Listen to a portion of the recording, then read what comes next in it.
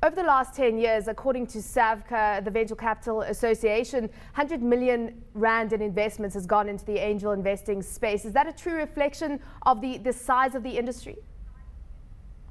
I think it's actually a very small portion of it, because individuals are not required to actually report the investment into private businesses. But those are the guys that we could get hold of in the survey that was done. So there's a lot of activity happening, but most of it happens in a space that nobody knows about.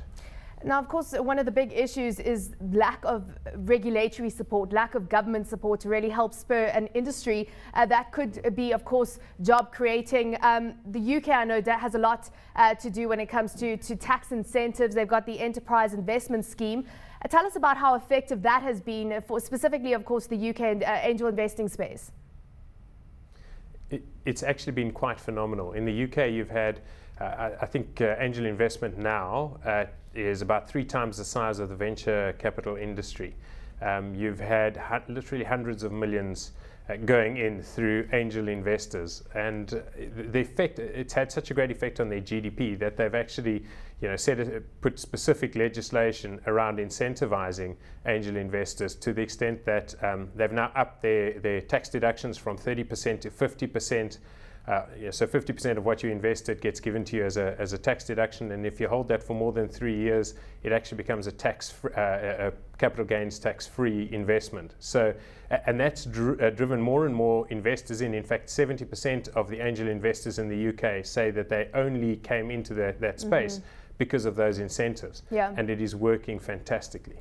So where are we in South Africa when it comes to moving towards that? Are you having conversations with government about that? And what kind of response have you got back? It's been a bit of a long road. We've been working on it for quite a while, and there's certainly been no real deductions or no real allowances around individuals, and nothing that really worked, both in the individual and in the venture capital space.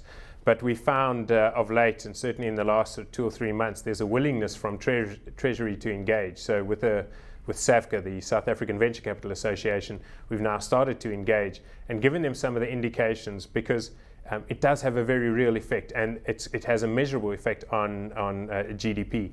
If you look in South Africa, we sit with about, I think it's less than 28% of our GDP comes from small businesses, whereas in peer economies that is often over 50%.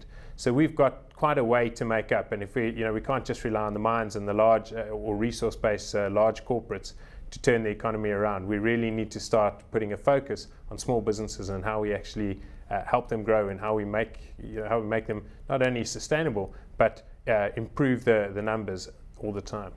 Now, of course, angel investing really speaks to startup capital, and you've got venture capital, which is, a lot bigger deals. And of course, that's why angel investing is the missing middle, they call, when it comes to financing. But what impact does venture capitalists or venture capital deals going wrong and kind of not really working out have on the angel investing space? Because I recently reported that many VCs are exiting their investments. Does that have a rub-off effect on angel investors?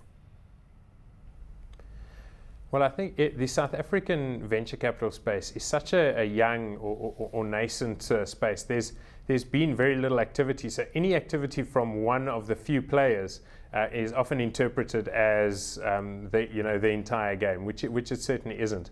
And we've really been working quite hard to get the ecosystem working. So starting from angel investment, following that with venture capital, then to later stage venture capital, because you need to be able to support an entrepreneur right from when he's got that first idea that has the potential to grow significantly, all the way through to the end.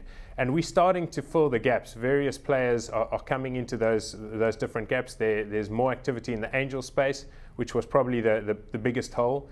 There are more venture capitalists coming online, so I'm not aware of any that are closing down and exiting. I think there was a bit of a false start in 2001, but since 2008, the industry has been growing slowly, and there's a lot more buzz around it. So I think people are seeing an opportunity. We just need to show them that it is really a viable asset class. And of course, you, as you say, you're the formal channel to connect angel investors with entrepreneurs.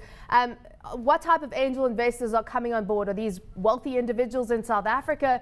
I mean, who are the people that are coming with their finance and saying, we have money to invest? Great. It's a real mix. So we've, yes, it is high net worth individuals. In the US, they actually have a definition for an angel investor as somebody who has $1 million in investable assets. We don't have any of that legislation here to classify that. So we have to pretty much invest or invent it ourselves. But we're looking for people who have money that, so it's a part of their portfolio that they would allocate to high risk, high growth potential businesses.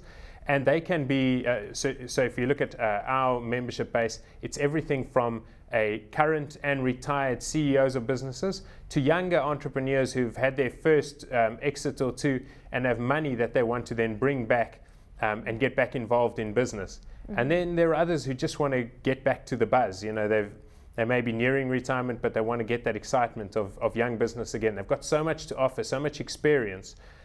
So they come back and provide not only their capital, but also their wisdom, their experience, their networks. And these are the things that you need to get these startups to succeed. Money is only 10% of the picture.